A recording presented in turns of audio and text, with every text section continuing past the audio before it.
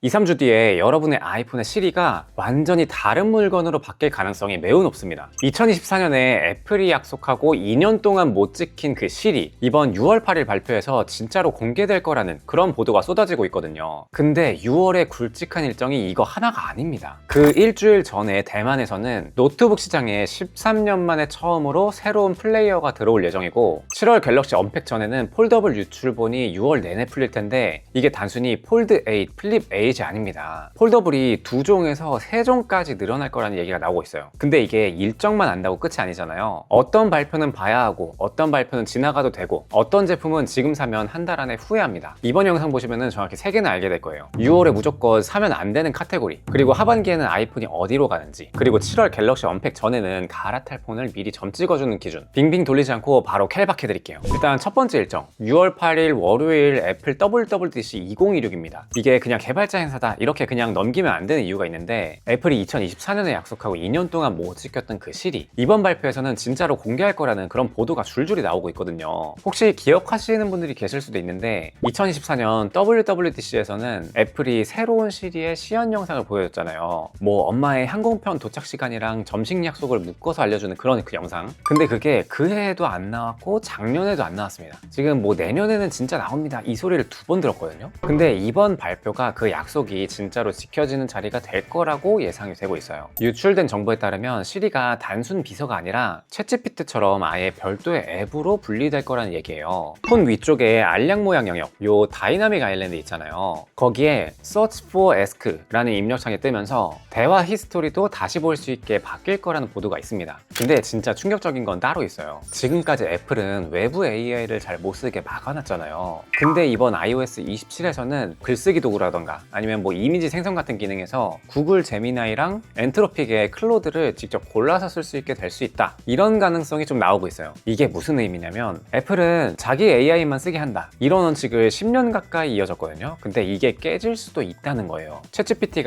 아이폰의 기본 옵션이 된 지 대략 1년 정도 됐는데, 이제는 유저가 직접 메인 AI를 골라서 쓸 수 있는 시대가 올 가능성이 있는 거죠. 이거 하나만으로도 하반기 AI 스마트폰 대전에서 애플이 가진 카드가 확 바뀔 수도 있을 것 같습니다. 그래서 아이폰 고민 중이신 분들은 6월 8일까지는 조금만 지갑 닫고 기다리세요. 새 OS가 내 기기를 얼마나 더 좋게 만들어주는지 이거 보고서 결제해도 절대 안 늦거든요.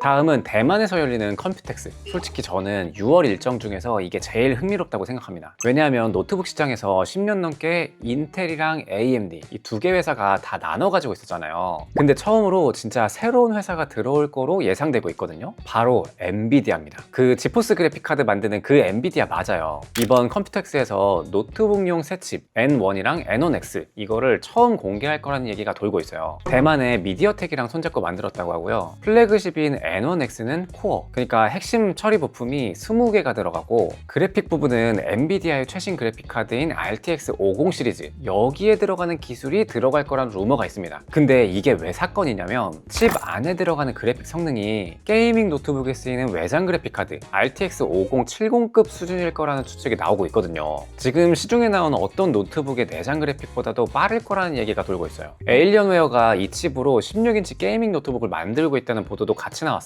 그래서 이제 노트북 살 때 골라야 될 선택지가 꽤나 많아졌어요. 왜냐면 지금까지는 크게 인텔이냐 AMD냐, 뭐 여기에서 윈도우 진영에 조금 더 넣어주면은 뭐 퀄컴을 쓸 거냐, 아니면 애플 쪽으로 갈 거면은 맥북의 M칩이냐, 이 4가지 중에서 크게 골랐잖아요. 근데 이제 6월부터는 엔비디아까지 합세를 하면서 5가지가 될 수도 있습니다. 여기에다가 인텔도 6월 2일 키노트에서 새로운 노트북용 신형칩, 그리고 데스크탑용 52코어 신형칩, 이런 거를 또 한 번에 나온다는 말이 있더라고요. 우리 일반적인 노트북 보면은 보통 뭐 8코어, 16코어 뭐 요 정도가 보통이잖아요. 근데 이게 52코어가 된다 그러면은 몇 가지를 좀 추측해 볼 수 있죠. 일단 멀티로 돌리는 작업이 굉장히 뛰어나질 거다. 물론 램도 좀 받쳐줘야 되긴 하겠지만, 이거는 아마도 AI 개발 쪽을 좀 고려한 거 아닐까 싶어요. 그리고 두 번째로는 굉장히 비싸겠구나, 이게 일반 소비자들 사라고 만드는 거는 아닐 수도 있겠다, 요 정도 추측이 들어갈 수가 있죠. 우리 일반 노트북보다 거의 한 4-5배 수준인 거예요. 그리고 AMD도 차세대 라이젠 떡밥을 조금씩 흘릴 수도 있을 것 같습니다. 그래서 조만간에 막 노트북 바꾸려고 했다 하시는 분들은 솔직히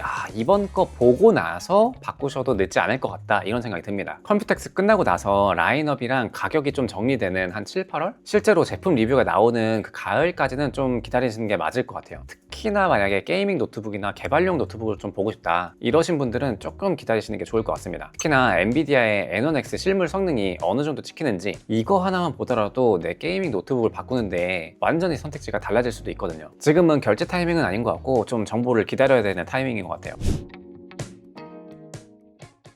자, 마지막은 6월 루머 시즌의 메인 이벤트 삼성 폴더블입니다. 삼성 신제품 같은 경우에는 사실 발표 당일보다 그 전에 한 달이 요즘엔 더 재밌는 것 같아요. 근데 최근에 나오는 유출 소식은 작년이랑 좀 결이 많이 다르죠. 이번에는 폴더블이 2종류가 아니라 3종류로 늘어날 가능성이 매우 높거든요. 뭐 실물 기기도 좀 유출되고 있죠. 이미 공장에서 만든 외형 모형, 그러니까 더미 유닛 사진이 돌고 있는데 7월 말로 알려져 있는 언팩에서 폴드 8, 플립 8 말고 폴드 8 와이드라는 새로운 모델이 공개될 가능성이 매우 높다는 보도가 많아요. 근데 이게 일반 폴드 시리즈랑 뭐가 다르냐면 펼쳤을 때 가로폭이 더 넓은 가로형 폴더블인 거예요. 작년에 나온 폴드 7은 거의 정사각형이죠. 근데 이게 세로로는 조금 더 낮아지고 가로로 길어지는 그런 4:3 비율을 채택한다고 합니다. 그래서 갤럭시 폴드 와이드 같은 경우에는 펼치면 진짜로 미니 태블릿 형태가 되는 거예요. 그래서 화면 비율에 있어서 비슷한 걸 찾아보면은 아이패드 미니랑 가장 많이 비교가 될 것 같아요. 저도 폴드 7을 메인폰으로 사용을 하고 있는데 이게 영상 볼 때 가로로 보거나 세로로 보거나 이게 차이가 없단 말이에요. 그 랩터박스 남는 공간이 좀 아쉬운 경우가 있는데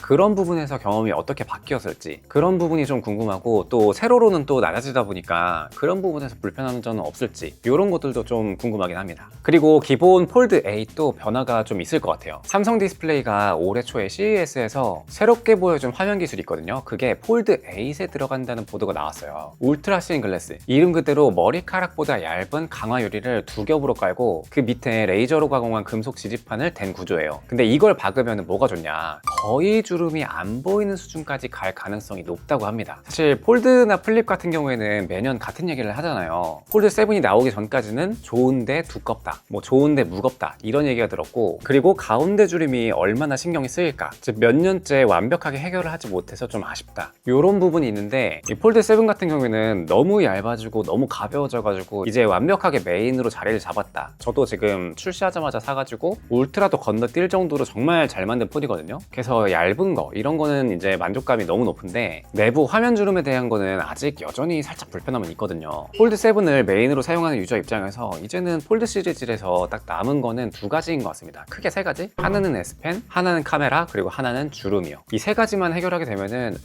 울트라 시리즈라는 게 없어져도 되지 않을까? 이런 생각도 조심스럽게 할 수 있을 것 같아요. 그 정도로 만족스럽거든요. 그리고 폴더블 시리즈에 플립도 있죠. 근데 플립 8은 솔직히 좀 심심한 것 같습니다. 지금까지 나온 루머상으로는 평소랑 좀 비슷한 것 같아요. 조금 더 뭐 얇아지거나 조금 더 가벼워지거나 이 정도가 있고, 뭐 카메라나 배터리 이런 거에서는 조금 기대할 만한 소식은 들려오지 않습니다. 대신에 화면 주름은 폴드 8이랑 비슷하게 막 거의 개선이 될 거라고 보여지는데 또 그건 막상 실물을 받아봐야 알겠죠. 가격은 뭐 램값 폭등 뭐 이런 거 영향 때문에 더 오를 가능성이 좀 높긴 하고요. 플립 7을 쓰셨다 하시는 분들은 굳이 갈아탈 이유가 있을까? 지금 유출된 소식으로는 아직은 없는 것 같고요. 플립 8 나오는 거 봐서 차라리 7을 좀 할인받아서 구매하는 것도 나쁘지 않을 수도 있겠다 이런 생각이 듭니다. 근데 여기서 중요한 게 있어요. 올해 7월이 삼성한테 폴더블 7년 만에 제일 중요한 분기점이거든요. 왜냐면 이제는 애플이 올해 하반기에 폴더블 아이폰을 낸다는 게 거의 뭐 확실시 돼가고 있는 것 같아요. 이름이 뭐 아이폰 폴드 아니면 아이폰 울트라 뭐 이런 이름으로 불리고 있는데 예상 가격이 한 350에서 400만 원 정도 한다고 합니다. 근데 그 폴더블 아이폰 화면을 만드는 회사가 삼성 디스플레이거든요. 물론 요번 폴더블까지도 삼성 디스플레이가 만들지는 모르겠지만 만약에 만든다고 한다면 갤럭시 폴드에서 만들었던 이 기술력, 그 경험들을 라이벌 회사 제품에도 같이 넣어서 팔아야 된다 이런 상황인 거죠. 그래서 폴드 8 와이드, 뭐 폴드 8 여기에 새 화면 기술 같은 게 단순한 신제품 업그레이드가 아니라 애플이 들어오기 전에 확실히 폴더블에 대한 인식을 갤럭시로 박아두자 이런 카드로 보여지는 타이밍인 것 같아요. 좀 정리를 하자면 폴더블 입문을 고민하신 분들은 7월에 예정되어 있는 갤럭시 언팩까지 본 다음에 판단하시는 하시는 게 맞을 것 같아요. 이 폴더블 같은 경우에는 저 같은 경우에는 만족하고 쓰고 있지만 생각보다 일반 바어형보다 이 경험에 대한 차이가 많이 크거든요.